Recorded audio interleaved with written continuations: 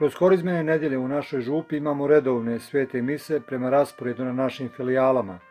Na treću korizmenu nedjelju svetu misu u filijalnoj crkvi svetog Nikole Tevelića u Modranu i ovdje na Plehanu predvodio je gvardijan plehanski Franto Tomas, a vikar samostana bio je u ispomoći župniku u Novom Selu, gdje je uz đakona velečasnog Roberta Čabraju presjedao u svetoj misi. Poslije podne u 1 sat vikar je slavio svetu misu u kapeli Svete Ane u Donjim Šušnjarima za malobrojne povratnike ovog kraja. U Donjim Šušnjarima kao povratnici redovno žive dvije obitelji, obitelj Jukić i obitelj Bubalo, koji redovno posjećuju svetu misu u kapeli Svete Ane u zakazano vrijeme. Zanimljivo je da u obitelji Jukić redovno kao povratnici žive 3 člana, ali svakog vikenda redovno im se osobito na svetoj misi pridruže još unuka i kćerka iz Slavonskog Broda. Njihov vikendni dolazak u obiteljsku kuću, kao i redovni vikendni dolasci na svetu misu u Donjim Šušnjarima, mogu poslužiti kao pozitivan primjer za sve Plehančane, a osobito one koji su svoj redovni život organizirali blizu granice, odmah preko Save u Slavonskom Brodu.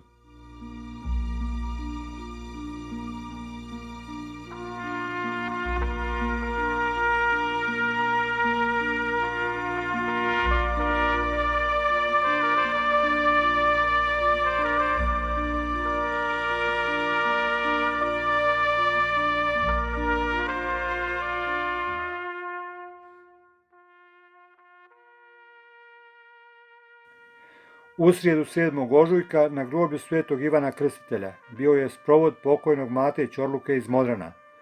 Mato je do rata bio jedan od najaktivnijih župljana iz Modrana i u pomaganju župnicima i gvardijanima u samostanu, a i kod gradnje crkava i kapela, kao i u pokretanju demokratskih promjena u ovom kraju početkom 90-ih. U vrijeme rata, silom prilika nakon pada Dervente, Mato se sa suprugom Marom naselio u Dugom Selu kod Zagreba, gdje mu je 1995. godine supruga umrla. Tada je i pokopana u Dugom Selu, ali slijedeći i njenu i Matinu želju, na dan sprovoda pokojnog Mate i njezine kosti su iz groblja u Dugom Selu dovezene i položene u Modranskom groblju, gdje će zajedno čekati uskrsnuće mrtvih.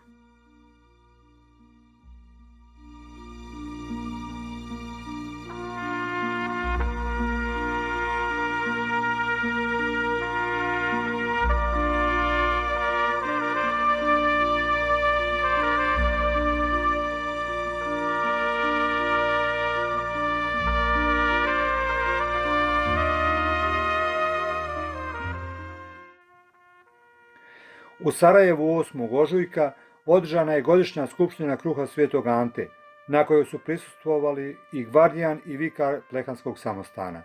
Na godišnjoj skupštini bilo je govora o terapijskoj zajednici Izvor, koja je projekt Kruha Svetog Ante. Djeluje u Kovačevcima na Plehanu, a voditelj projekta je vikar samostana, fra Franjo Dalibor Stjepanović.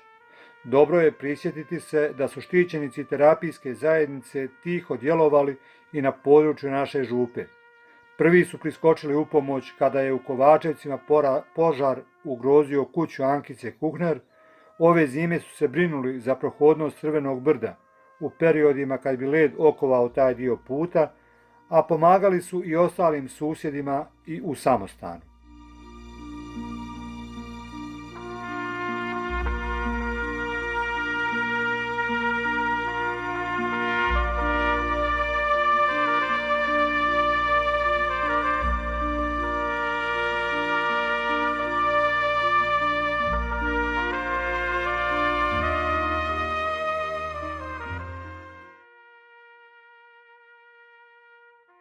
Kao i svakog korizmenog petka, i ovog petka molili smo pobožnost križnog puta u Modranu i na Plehanu.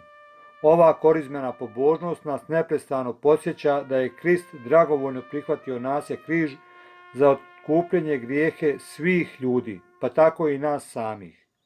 Na pobožnosti križnog puta u našoj župi redovno se odazivaju svi pobožni povratnici koji žive na području župe, kao i oni koji se tu zateknu petkom.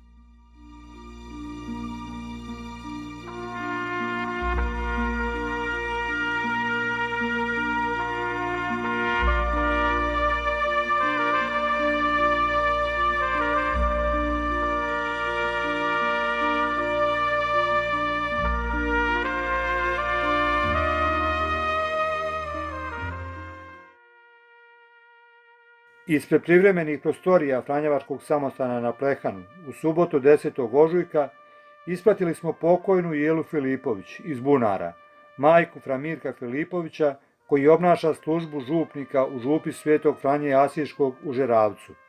Svetu misu zadušnicu predvodio je fra Vinko Sičaja, član uprave naše provincije. Nakon svete mise zadušnice, gvardijan Franto Tomas pročitao je kratak životopis pokojne Jele, iz kojega je razvidna njezina kršćanska briga i čežnja za dijeljenjem kršćanske ljubavi svima potrebitima.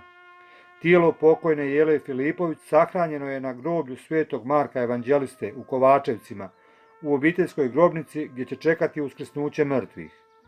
Obred sprovoda na groblju predvodio je gvardijan plehanski Franto Tomas.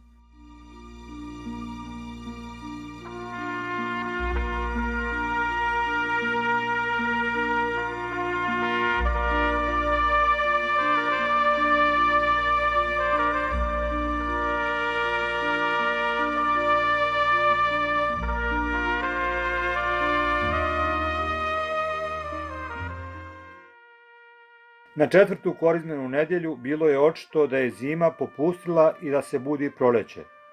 Tako se u Modranu nakon svete mise u 9 sati čula graja djece iz obitelji Brezicki u crkvenom dvorištu.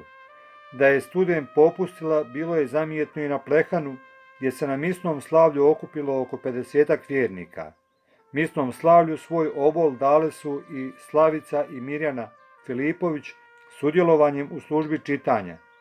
To je ujedno i poziv svim čitačima da se jave pri dolasku na Plehan, da osobno sudjeluju u ovim svetim službama. Na svetoj misi tragom misnih čitanja, gvardijan Franto Tomas pozvao je Plehančane, koji su poput Izraelaca za vrijeme babilonskog kralja Nabukodonozora protjerani, a zemlja i hram im razoreni, da slijede primjer Izraelaca iz prvog čitanja, koji su se obratili od svoje bezbožnosti zbog koje su protjerani, te su se na proglas perzijskog kralja Kira vratili i obnovili Jeruzalem. U popodnevnim satima malo stado se okupilo i u Poljarima na slavlju svete mise, koju je predvodio vikar samostana fra Franjo Dalibor Stjepanović.